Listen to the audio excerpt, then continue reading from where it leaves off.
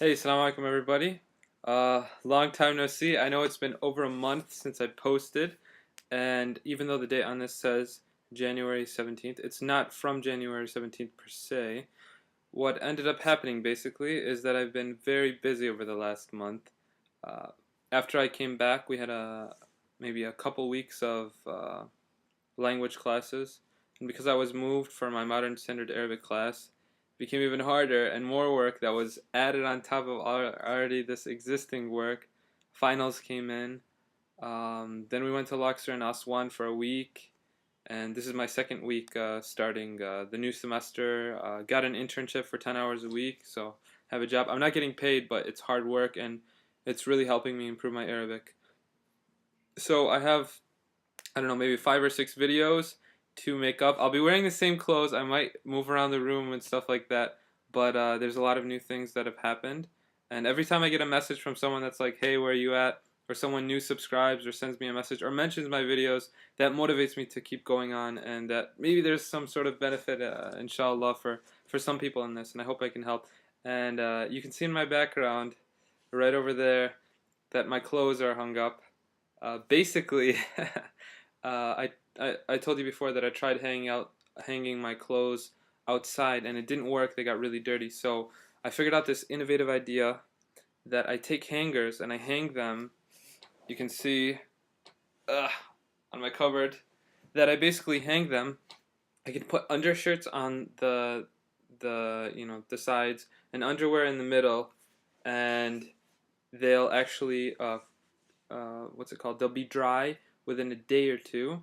I know this is personal stuff, but hey, it may help somebody, so that's why I'm saying it. And you don't get it outside where there's all this dust and you can't trust the lines out there. And it stays there. It doesn't go with the wind or anything. And it's been working very well so far. And I can hang out all my clothes. And then if you run out of space, you just, I don't know, like very quick. I have a shirt, my pajama shirt, hung there on the window as well. So you just have to figure out things and be innovative. Want to talk about yoga because I did it once, and I had just started and I was doing it in phases so that within 5 days I would do the whole workout. The Bikram one from the 70s, very good book. And I felt great. So I'm just telling you about this day because I've been writing down a lot of things. I just haven't had the time to sit down, record, and then go and upload. So I did yoga. It's amazing. It is so good. I recommend that everybody try it, but I don't want to be a hypocrite, and I'll be honest that after that day, I've done it just maybe once or twice, and I haven't been doing it. That's why I need to take a class for exercising. Otherwise, I just don't keep up with it because I always do other things instead. Terrible, terrible. But after I had done that, and I was feeling so great, after you do yoga or you exercise, you get that rush. You feel calm. I had to go to the office of the Kulliyat al-Huquq, which is a law school. It's a law school because I took a class there and I had to find a seat. You have assigned seats for the exams. When I went there, it was fawda in all the meaning or all the sense of the word. It was just crazy. Disorganization. People were yelling. And the lady I had to speak to, I mean, she was kind of nice to me. She was like, hey, how are you? Or maybe at first she was speaking to me in a loud voice. I guess she just gets, when you're yelling all day, it's just normal to be like, hey, how's it going? And it's just normal to you. I get there and there's no place to sit and I'm just standing there trying to be polite, but she just doesn't answer me. So you have to just step forth and, kind of be like, hey, how's it going? I'm the American student. No, you're American, really? And that whole conversation. From where? Why are you studying this? Why do you end up studying Arabic? Uh, I admit that the lady, and not trying to backbite, this is part of the culture, I think. This is what I figured out. That some people are just very rude to other people, and it may seem rude to me, but it's normal in the culture to treat people who are, I want to say, lower in lower positions that way, of like, here, take this. It's not like, please take this, or would you mind? It's just take this, or go there, or go there. And maybe she was in a stressful situation, but I've seen it in more than one context where people are treated that way. It's an interesting thing. It's a way to get things done. So she's just yelling at people, and what are you doing? And when someone argues, she just yell at a higher level and then get them to shut up. Basically, get them to stop talking.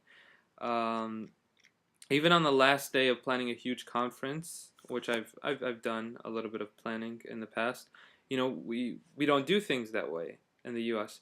But here it was crazy, and we're talking about final exams week, and that's what was being planned here, and the administration office. Sorry, I'm having a hard time thinking in English. I'll be getting used to it slowly again, translating the terms that I have in my head in Arabic, and so this office of administration or administrative body had to organize it, assign seats. You have students coming in, students going out. It was just crazy. Schedules going out.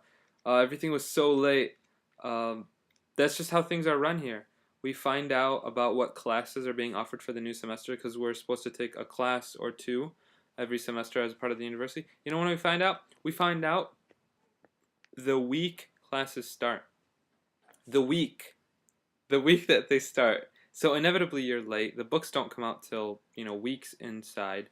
And you have to just buy them, a lot of people, because uh, you have to put your name down when you buy them, and that shows the professor that you bought the book, and so they might change the thing. It's like the US to make money. It's a business, unfortunately. And I'm actually translating an article from English to Arabic about this textbook business and how awful it is for the education of um, our youth and just everybody in general. Another thing I wanted to add is that they have these I don't know the term right now in English, but basically bookstores. Thank you, bookstores where they're selling um,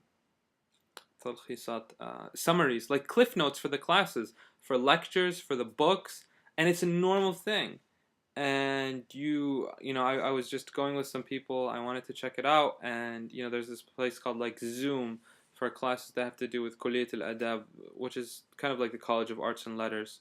There's one for Kulliyat al-Huquq, law school. It's very interesting, and it seems like a normal thing. Now, I asked one of the professors. He told me that professors don't like that. It's copyright infringement. You're not supposed to do that, but it seems like a very normal thing. So, even class is done differently here. Some people might not attend class, and they'll just start studying a week or two before the exam to get maqbool, which is the lowest level. And if I remember correctly, it might be 55% for some classes, and that's a passing. So it's a lower standard. One of my professors said that he was in this very difficult grammar class for Arabic, and he got a jayyid. Now you have, I think it's maqbool, jayyid, which is good, jayyid jiddan, very good, and then imtiyaz, which is like, you're distinguished, you're special, beyond, distinguished from the other people. And so he's like, I was always getting imtiyaz. I was always getting the highest level, or mumtaz. I don't remember it right now. He's always getting that. For this one class, he got jayyid, which is 2 levels below. And he's like, how could I get this? He told the professor. He's like, I wrote a great paper. And he said, yeah, you did, and it was awesome. But you're the only one who got good. Everybody else got maqbool, which means acceptable, or satisfactory, or failed. And so, it's different. I was talking with some professors, and they were telling me, I know I said yoga in the title, but whatever, I'm changing.